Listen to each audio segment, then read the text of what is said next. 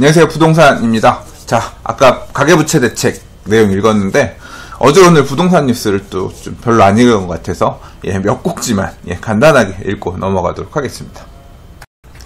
자, 첫 번째 뉴스입니다. 첫 번째 뉴스 맞네, 오늘 거는. 그죠? 한남뉴타운 한남 3구역 얘기인데요.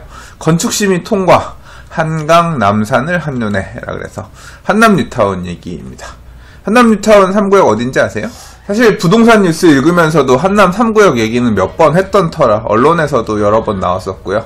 재개발 구역 중에서는 거의 가장 많이 거론되는 재개발 구역이 한남 3구역이 아닐까 싶어요. 왜 그러냐? 지도만 봐도 알 수 있는데요.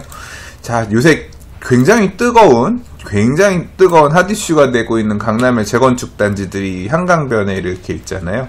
보시면 뭐 반포 1, 2, 4주구, 신반포 3차 아파트, 최고가 썼다는 신반포 1차 크로리버파크, 그 다음 얼마 전에 한신 4지구, 이런 데가 다 이 한강변의 이쪽인데, 바로 딱 강 건너편에 딱 보면 여기 뭐가 있어요? 한남 재정비 촉진지구라고 있죠. 보시는 것처럼 바로 도심에서도 가깝고 강남도 바로 끼고 있고, 그러면서 사업 부지 면적이 보시면 이만큼이 한남뉴타운이거든요. 한강을 끼고 있는. 그래서 재개발 구역 중에서는 굉장히 핫한 단지라서 규모도 되게 큽니다. 5,000세대가 넘어요. 그러니까 엄청 큰 재개발 구역이었기 때문에 그만큼 많은 관심을 불러일으키고 있는, 거래량도 많고 이슈가 되는 재개발 구역이라서 이 한남 3구역이 계속 거론이 됐는데요. 또 하나의 이유가 있습니다. 뭐냐면 사업이 추진된 지 굉장히 오래됐는데 굉장히 오랫동안 못 갔어요. 못 갔고, 사실은 이제 이 한남 뉴타운이 2차 뉴타운입니다. 2003년 11월에 뉴타운 구역으로 지정이 됐어요. 그랬는데 지금이 언제예요? 2017년이요. 무려 14년 지났습니다. 신길 뉴타운이 3차 뉴타운이에요. 2005년 하반기에 뉴타운으로 정해졌거든요. 근데 신길 뉴타운은 거의 사업이 다 끝났어요. 이제 신길 뉴타운에 9구역 요번에 분양하고 3구역 분양하면 8구역 분양하고 그러면 다 끝나거든요. 신길 뉴타운 같은 경우는 3차 뉴타운인데도. 흑성 뉴타운도 3차 뉴타운입니다. 2005년 하반기에 지정됐고 2008년에 재정비 촉진 계획이 수립됐는데 흑성 뉴타운도 거의 다 마무리돼가는 단계거든요. 근데 이 한남 뉴타운은 2차 뉴타운 말 그대로 2년 전에 추진되었음에도 불구하고, 실제 재개발 추진은 90년대 후반에 했어요. 99년, 2000년 이런 때. 그랬음에도 불구하고 아직 완성된 재개발 구역이 하나도 없는 구역입니다. 제일 빠른 데가 한남 3구역, 지금 여기인데 이제서야 이제 건축 심의가 떨어졌다라고 하니까 오래 걸렸다는 거죠. 그러니까 오래 걸렸기 때문에 오래 걸렸는데도 사업이 좀 덜 돼서 이제 또 이슈가 되는 지역이기도 했어요. 왜 그랬냐 하면 사실은 2015년에 이 재개발 사업이라고 하는 거는 법에서 정하고 있는 절차대로 진행이 돼야 되는데, 이제 제일 첫 번째 그 단계 관문이 뭐냐면 정비구역 지정이라는 거예요. 이제 뉴타운이기 때문에 여기는 재정비 촉진구역, 그래서 촉진구역으로 지정이 돼야 되는데 어떻게 재개발 사업을 할지, 이제 땅이 어디서부터, 이 옆집은 우리 재개발 구역이 아니고 여기는 우리 재개발 구역이에요. 구역도 확정을 해야 되고요. 그 다음에 그렇게 땅 모양을 다 그려놓은 다음에 여기에 재개발 구역 안에 길도 많잖아요. 그래서 폐쇄할 길들, 어느 길들은 폐쇄할 거고, 새로 길은 어떻게 놓을 거고, 그 다음 용적률을 몇 %, 최고 높이는 몇 층으로 해서 어떻게 재개발을 하면 되겠습니다. 이 정비구역 지정을 하는데 굉장히 오래 걸렸어요. 한남 뉴타운. 언제 됐냐면 2009년에 됐어요. 그러니까 2003년에 뉴타운 지정하고 한남 재정비 촉진 계획에 따라서 1, 2, 3, 4, 5구역, 촉진구역이 지정되면서 정비사업을 할 수 있도록 된 게 2009년입니다. 근데 2009년 이후에 아시다시피 금융위기가 오고, 이제 경기가 안 좋아지니까 재개발 사업 반대하는 사람도 생기고, 사업이 가기 좀 힘든 환경에 처해 있었죠. 그 과정에서도 이제 꾸역꾸역 사업을 진행을 해서 정비구역 지정 이후에 토지 등 소유자 4분의 3에 동의 얻어서 조합 설립하고, 그 다음에 2015년에 이제 사업 시행 인가를 받기 위해서 건축 심의 단계까지 갔었거든요. 그러니까 지금 받았다라고 하는 사업의 절차를 2015년에 사실은 그때까지 왔어요. 그랬는데, 자, 기사에서 보시면 이렇게 나오죠. 2015년 5월 건축위원회 심의 대상이 됐지만 남산자락의 지형과 길을 보전하는 재개발이 필요하다는 서울시 방침에 따라 건축심의가 보류됐다. 무슨 소리냐. 서울시가 열심히 해갖고 오셨는데 지금 우리가 봐선 그렇게 재개발하면 안 될 것 같아요. 빠꾸 해가지고 지금 아까 갔던 구역지정 과정이랑 다시 건축심의 오는데 지금 2년이 넘게 걸린 상황인 거예요.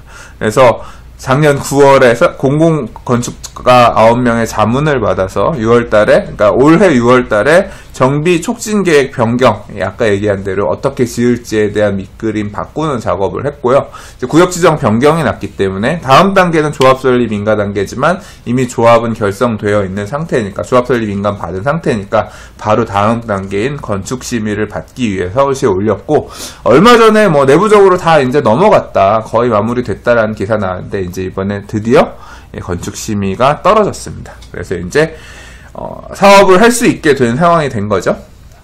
근데 뭐 사업을 할 수 있는 상황이 됐다라고 하면 또 당장 내일 모레 사업을 할 것 같은데 그 얘기는 아니고요. 이제 건축심의 어떻게 지을지에 대한 부분이 이제 서울시에서 오케이가 된 거니까 이제 그 내용을 포함해서 사업시행인가를 받고, 그 다음 시공사 선정을 하고, 분양 신청을 하고, 그 다음에 관리처분 계획을 수립해서 이주를 하고, 이주가 끝나면 철거를 하고, 뭐 그 이후에 이제 분양을 해야 되니까 사실은 지어지는 시점은 앞으로도 몇 년 더 남았습니다. 근데 이제 그럼 어떻게 지을지에 대한 계획은 이번에 건축심의하면서 나왔는데, 내용을 보면 재개발을 통해 195개 동, 그러니까 테라스 하우스 포함해서 보통 아파트 뭐 10개 동, 15개 동 해도 많은데 여기는 무려 195개 동입니다. 아파트 동수가 195세대가 아니라 동이 195개 동이고요. 총 세대수는 임대아파트 876가구를 포함해서 5,816가구, 그러니까 거의 6,000세대 가까운 대단지가 되는 거예요. 그러면 임대아파트 빼면 대략 한 4,900세대 정도? 4,900? 아니구나.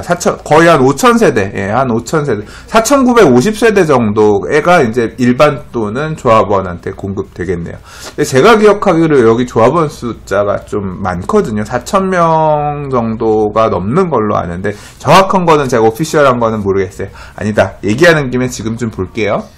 네, 보기 잘했네요. 이 클린업 시스템이라고, 클린업 시스템 검색하셔서 들어오시면 각 구역에 이렇게 사업 개요랑 정비 계획 이런 거 볼 수가 있는데요. 토지 등 소유자 수가 3,887명이고 조합원 수가 3,880명이에요. 그냥 대략 이것만 보면, 러프하게 보면 한 3,900개 정도가 조합원 물량이다라고 생각하면 되겠죠? 그럼 우리가 좀 전에 계산했잖아요. 임대 아파트를 빼고 그냥 아예 항상 이런 계산을 해보시면 좋아요. 5,816개의 물건이 나오는데 이 중에서 임대 아파트가 876개를 빼면 4,940개가 조합원 및 일반 분양 물량이고, 이 중에 조합원 분양이 3,880개가 되면 약 한 1,060개 정도의 일반 분양 물량이 나올 수 있다. 이렇게 생각하시면 될 것 같아요. 이렇게 계산하시면 되고요. 지금 상태에서 조사할 수 있는 정보입니다. 그리고 공급되는 가운데 중에 3,014가구, 51.8%가 전용 59제곱미터 이하, 그러니까 20평형대 이하의 물량이 52% 정도 돼요. 그러니까 전체 세대수 중에서 중소형 평형 비중이 되게 높은 거고, 그 다음에 국민주택 규모 이하의 중소형 주택. 국민주택 규모라고 하는 건 전용 85제곱미터를 말하거든요. 우리가 흔히 30평형대 아파트라고 하는 애들이 보통 전용 85제곱미터 이하의 주택이에요. 그래서 20평형대, 30평형대가 4,868가구래요. 그러니까 전체 공급되는 물량 중에서. 그래서 한 84% 정도가 30평형대 이하의 평형대로 지어지고, 나머지 물량만 이제 40평형대를 초과하는 소위 말하는 이제 중대형 평형으로 공급된다고 보시면 되겠습니다. 뭐 주차장은 데크나 지하에 배치돼 지상은 보행자 중심의 친환경 공간으로 조성된다라고 했는데, 사실 이거는 조감도를 보면 진짜 좋은데, 이 지금 여기 그림에 나타나 있는 이게 건축심의 하면서 이제 설계한 이 그림이겠죠. 어떤 모양인지를 볼 수 있으면 정말 좋겠는데, 이쪽 부분이 아마 한남 뉴타운 3구역일 겁니다. 이 그림에서. 근데 아마 구체적인 설계가 아닌지 어쩐지 모르겠어서 이건 나중에 건축심의 자료들 좀 나오게 되면 사업시행 인가를 위한 총회하고 하면 나올 텐데, 이제 그런 자료들 나오면 한번 부동산 TV에서 따로 보는 시간을 가져보도록 할게요.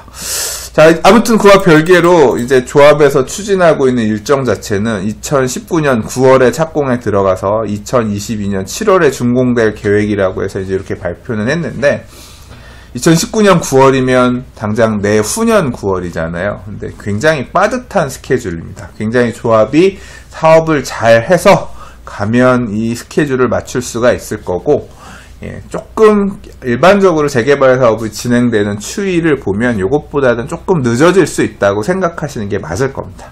왜냐하면 건축심의, 아까 말씀드린 대로 건축심의하고 이제 그 내용 바탕으로 해서 사업시행인가를 받아야 되는데, 사업시행인가 받기 위해서 뭐 환경영향평가, 뭐 교통영향평가 이런 거 자료 만들어서 또 뭐 그다음에 협의해야 될 내용들도 있고 되게 항상 시간이 걸리거든요. 사업시행인가를 위한 총회도 해야 되고, 이제 그거 끝나고 나면 시공사 선정해야 되는데, 서울시 같은 경우는 뭐 공공관리제도에 따라서 시공사 선정하기 위한 또 서울시의 그 룰이 있어요. 그거 따라서 가면 몇 달 걸리거든요. 그거 해야 되고, 시공사 선정되면 시공사 선정된 내용 바탕으로 해서 이제 또 계약하고, 또 시공사 선정하는 과정에 사실 어떻게 될지는 모르겠는데, 이제 이건 구역마다 다른데, 시공사 선정할 때 보통 보면 대안 설계 받는다 그래서 이 건축심의 받아놓은 내용 바탕으로 해가지고 또 또 건설회사 대안 설계 나와 있는 거 받아보거든요. 그럼 또 그거 관련해서 또 경매안 변경 뭐 한다고 해서 사업시행인가 변경하고 보통은 해요. 이제 그거 하면 또 시간 걸리지.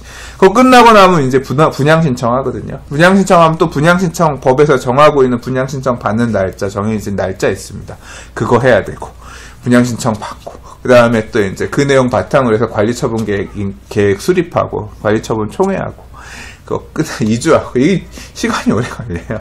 그래서 이제 그러니까 좀 이렇게 건축심이 됐다 그래서 재개발 사업 같은 경우는 당장 내일 모레 이주하는 건 아니다. 뭐 그 정도 생각 얘기하시면 될 것 같습니다. 이 무슨 꼭 할아버지가 얘기하듯이 뭐 좀 길게 얘기했는데, 아무튼 한남 3구역이 빨리 사업이 진행이 돼서 인근의 한남 2구역, 4구역, 5구역에도 좋은 영향을 끼쳐서 용산을 대표하는, 또 강북을 대표하는 좋은 주거지역으로 빨리 정비가 되었으면 하는 바람입니다. 저도 용산구민이라서 사실 되게 손꼽아 기다리고 있는 그런 사업장입니다.